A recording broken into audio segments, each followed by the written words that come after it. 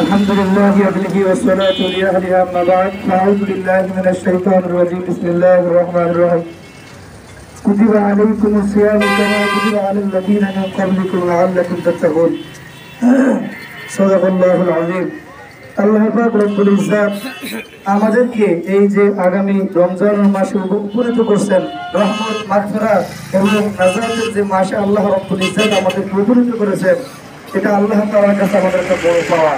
ব্যবসায়ীদের জন্য যেমন একটা সিজন আছে ব্যবসা, মুসলমানের জন্য এইরকম সিজন আছে, ইবাদতের সিজন আছে রমজানুল মুবারক।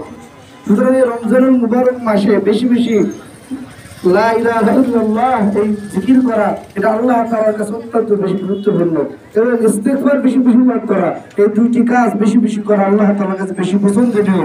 আর বিশেষ করে দুইটা জিনিস আল্লাহ তাআলার কাছে বেশি বেশি চাওয়া, এক নম্বর হচ্ছে জান্নাত আল্লাহ তাআলার কাছে চাওয়া, জাহান্নাম থেকে আল্লাহ তাআলার কাছে পানাহ চাওয়া। এই দুইটা কাজ আমাদের জন্য একান্ত জরুরি করাই লাগে।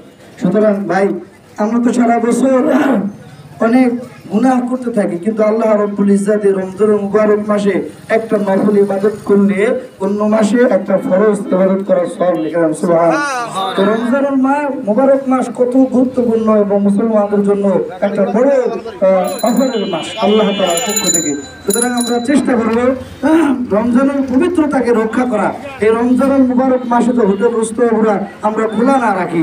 আমরা মুসলমান হয়ে যদি আমরা মুসলমান আমাদের ধর্মীয় যে ইসলামের স্তম্ভ যে পাঁচটি, এই পাঁচটি স্তম্ভের মধ্যে একটা হচ্ছে রোজা।